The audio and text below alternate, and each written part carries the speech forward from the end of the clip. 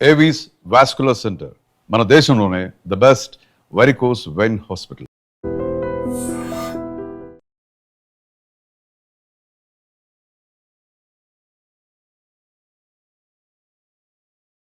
సరిగ్గా 2 రోజుల క్రితం ఫిర్యాదుగూడ శంకర్ నగర్లో ఉన్నటువంటి ఇంట్లో ఉన్నటువంటి అమ్మాయి 27 సంవత్సరాల యువతి తేజస్విని అర్ధరాత్రి 2 గంటల 30 నిమిషాల సమయంలో నగ్నంగా బయటకు వచ్చి ఫస్ట్ ఫ్లోర్లో తలుపులు కొట్టి వాళ్ళ తలుపులు తీయకపోతే కిందకు వచ్చి బ్యాచిలర్స్ రూమ్లోకి వెళ్ళి అట్లాగే పరిగెత్తుకుంటూ వచ్చి ఇక్కడ ఉన్నటువంటి పక్కన గుడి, ఆ గుడి దగ్గర అమ్మవారి విగ్రహాన్ని తీసుకుని ఇక్కడికి వచ్చి ఇక్కడ వస్త్రం కూడా కనిపిస్తుందండి. అమ్మవారి విగ్రహానికి ఉన్నటువంటి వస్త్రాన్ని కూడా పూర్తిగా ఇక్కడ తొలగించేసి ఇక్కడ పెట్టేసి సో ఈ ఐరన్ గ్రిల్ దాటుకుని ఆ వాటర్లో దూకి ఆత్మహత్య చేసుకున్నటువంటి పరిస్థితి ఉంది. సో పోలీసులు వచ్చారు, ఇన్వెస్టిగేట్లో భాగంగా ఆ మృతదేహాన్ని పోస్టుమార్టానికి తరలించారు. ఆమె మానసిక పరిస్థితి ఏంటి, ఆమె ఎందుకు ఇట్లా చేసింది, ఇవన్నీ కోణాల్లో కూడా దర్యాప్తు చేస్తున్నారు. వాళ్ళ కుటుంబ సభ్యులు కూడా చెప్తున్నారు అసలు ఎలాంటి అంటే అందరు అమ్మాయిలాగే మా అమ్మాయి ఉంది కానీ మానసిక ఒత్తిడి అయితే ఉంది. గతంలో సాఫ్ట్వేర్ బెంగళూరులో జాబ్ చేసినప్పుడు అది తప్పించి ఇంకా ఎలాంటి గొడవలు, ఆమె మైండ్ సెట్ బాగాలేకపోవటం కావచ్చు, ఇలాంటివి ఏమీ లేవని కూడా చెప్తున్నారు. సో ప్రస్తుతం ఇక్కడ ఉన్నటువంటి పరిస్థితి ఒకసారి మీకు వివరించే ప్రయత్నం చేస్తా. ఇక్కడ ఉన్నటువంటి చెట్టు దగ్గర ఒకటి రాసుంది. మరి ఆ అమ్మాయి రాసిందా లేకపోతే ఈమె ఆత్మహత్య చేసుకోవడానికి ముందే ఇది రాసుందో తెలియదు కానీ ఇక్కడ 4 లైన్లు అయితే రాసినటువంటి పరిస్థితి. ఎందుకంటే ఎవరైనా సరే ఆత్మహత్య చేసుకున్నటువంటి సమయంలో ఏదో దానికి సంబంధించి ముందు ఒక లెటర్ రాసి ఆత్మహత్య చేస్తూ ఉంటారు. సో ఇక్కడ ఉన్నటువంటి ఈ 4 లైన్లు ఒకసారి మీకు చదివి వినిపిస్తాను. నిజంగా ఆమె రాసిందా, ఇది రాసి కూడా ఒక 4-5 రోజులు అవుతుంది, ఇంకా ఎక్కువ రోజులు కావచ్చేమో.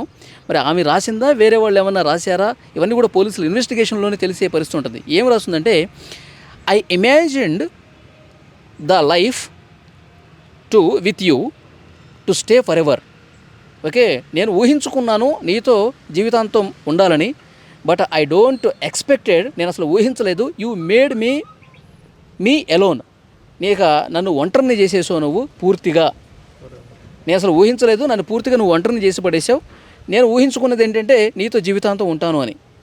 సో ఇది ఇక్కడ రాసుంది, ఈ 4 లైన్ల అర్థం ఇది. మరి ఇది ఆమె రాసింది అనడానికి కూడా పోలీసులు చెప్తేనే తెలుస్తుంది. ఇక్కడ కొద్దిగా అనుమానాస్పదంగా కనిపించింది కాబట్టి ఒక్కసారి మీకు ఇక్కడ ఏముందో కూడా చదివి వినిపించాను. అది పోలీసులు తమ ఇన్వెస్టిగేషన్లో బయట పెట్టాల్సినటువంటి అవసరం ఉంది. కానీ ఆ అమ్మాయి మాత్రం అర్ధరాత్రి 2 గంటల 30 నిమిషాల సమయంలో అసలు ఎవ్వరూ కూడా, చిమ్మ చీకటిగా ఉంది, ఒక్క మనిషి కూడా ఇటు తిరిగినటువంటి పరిస్థితి లేదు.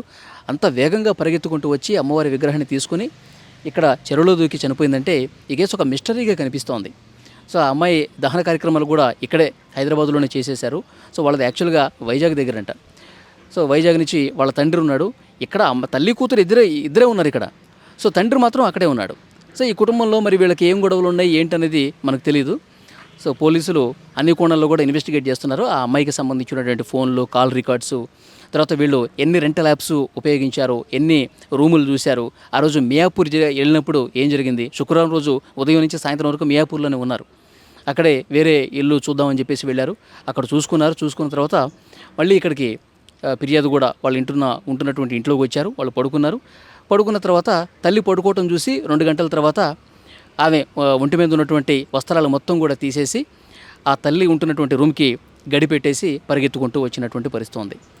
సో ఏంటన్నది అన్ని కోణాల్లో ప్రస్తుతం పోలీసులు అయితే దర్యాప్తు చేస్తున్నారు. సో దీని మీద కూడా కొద్దిగా ఫోకస్ చేయాల్సినటువంటి అవసరం ఉంది.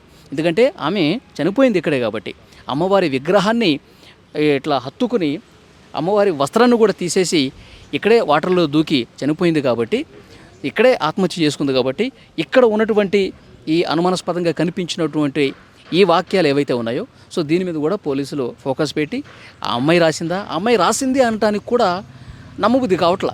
ఎందుకనంటే ఆమె పరిగెత్తుకుంటూ మొత్తం నులుపోగు లేకుండా పరిగెత్తుకుంటూ వచ్చినప్పుడు ఎలాంటి పెన్నులు కానీ, స్కెచ్లు కానీ, లేకపోతే బొగ్గు కానీ తీసుకున్న పరిస్థితి లేదు. మరి ఇక్కడ ఏమన్నా ఉందా, దాన్ని తీసి ఏమన్నా రాసిందా, సో ఇది కూడా తేల్చాల్సినటువంటి అవసరం ఉంది. అసలు అమ్మాయి రాసిందా లేదనేది కూడా పోలీసులు చెప్పేస్తారు. ఇంకా ఇన్వెస్టిగేషన్ దశలోనే ఉంది కాబట్టి ఏం చెప్తారో చూద్దాం. ఆ అమ్మాయి ఇలాగే పరిగెత్తుకుంటూ వచ్చింది, చేతిలో అమ్మవారి విగ్రహం ఉంది, ఇలా వచ్చి ఇక్కడ చెరువు కనిపిస్తుంది చూసారా, ఈ చెరువులోకి దూకేస్తుంది అనమాట. అయితే ఆ విగ్రహానికి ఉన్నటువంటి వస్త్రం ఏదైతే ఉందో, పూజా కార్యక్రమాలు జరిగినప్పుడు అమ్మవారికి వస్త్రం ధరిస్తారు కదా, ఆ వస్త్రాన్ని కూడా తీసేసి ఇక్కడ పడేసింది చూడండి. మీరు స్క్రీన్ మీద చూస్తూ ఉన్నారు. ఆ విగ్రహం మీద ఉన్నటువంటి వస్త్రాన్ని తీసి ఇక్కడ పెట్టేసి ఆ విగ్రహంతో పాటుగా ఇక్కడ ఆ చెరువు కంటే ముందు మీకు ఐరన్ గ్రిల్ కనిపిస్తుంది చూడండి. ఈ ఐరన్ గ్రిల్ ఇట్లా జెంట్స్ ఎక్కడానికే కొంత ఇబ్బంది పడే పరిస్థితుంది. కానీ ఆ అమ్మాయి ఈ గ్రిల్ ఆ విగ్రహం ఒక చేతిలో ఉంది, ఒక చేతితో ఇట్లా పట్టుకుంది, ఇంకొక చేతితో ఇలా ఎక్కుండొచ్చు. మొత్తం ఇట్లా కిందకి దిగింది చూడండి. దిగటానికే కొంత రిస్క్తో కూడుకున్నటువంటి పరిస్థితి ఉంది. ఐరన్ గ్రిల్ని అతి కష్టం మీద ఇట్లా కిందకి దిగి చెరువులోకి ఆ విగ్రహంతో పాటుగా దూకేసినటువంటి పరిస్థితి ఉంది. ఇక్కడే ఆమె మృతదేహం ఉదయాన్నే తేలియాడుతూ కనిపించింది.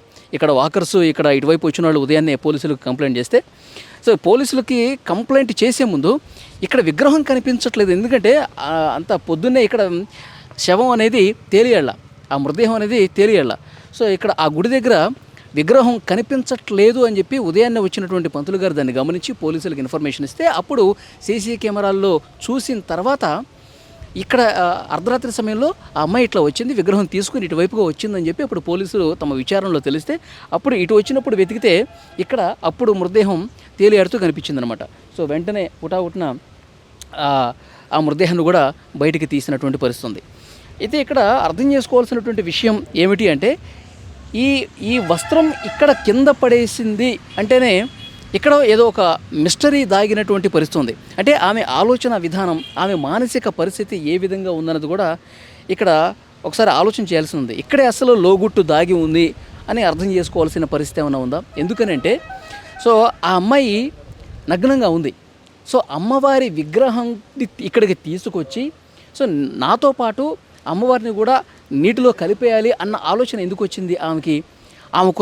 అమ్మవారికి ఉన్నటువంటి వస్త్రాన్ని కూడా ఎందుకు తీసేసి వాటర్లో దూకింది? అంటే అమ్మవారిలో నేను ఐక్యం అయిపోవాలి, అమ్మవారిలో నేను ఐక్యం అయిపోవాలంటే అమ్మవారి విగ్రహంతో పాటుగా నేను కూడా వాటర్లో దిగితే నా ప్రాణాలు పోయినప్పుడు నా ప్రాణం అనేది పూర్తిగా అమ్మవారిలో ఐక్యం అయిపోతుంది, అమ్మవారు నాతో ఉంటే పూర్తిగా అమ్మవారిలో నేను కలిసిపోతాను అన్న ఏమన్నా మైండ్ సెట్ ఆ అమ్మాయికి ఏమైనా ఉందా? అలాంటి ఆలోచనతో ఏమైనా ఉందా?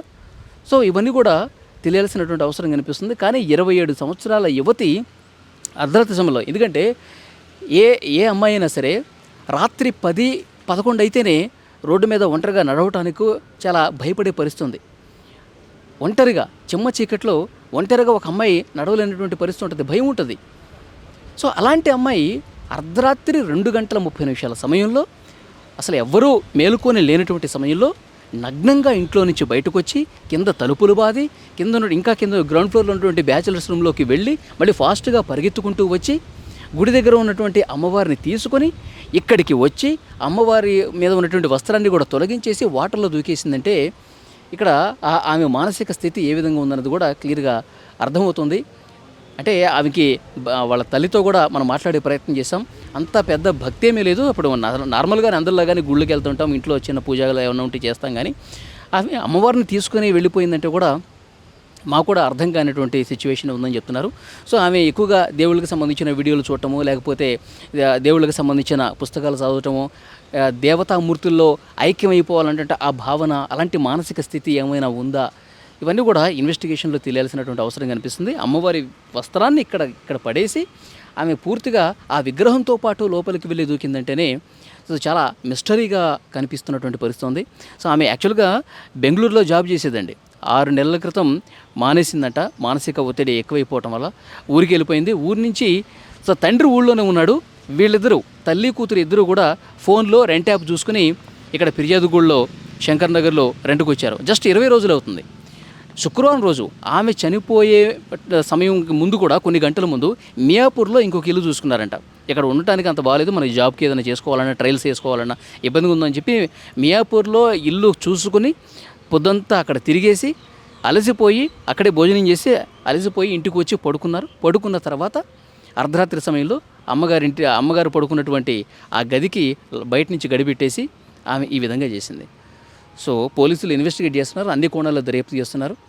తల్లి తండ్రి ఇద్దరిని కూడా ఆల్రెడీ విచారిస్తున్నటువంటి పరిస్థితి ఉంది. ఇంకా అసలు ఏంటి ఆమె మానసిక స్థితి ఇట్లా కావడానికి కారణం ఏంటి, ఇంకా వేరే కోణాలు ఏమైనా ఉన్నాయా, వేరే వాస్తవాలు ఏమైనా ఉన్నాయా?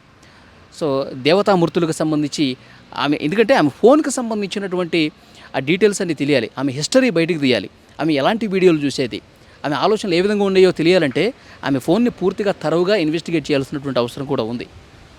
పోలీసులు అంతిమంగా ఏం తెలుస్తారన్నది చూడాలి.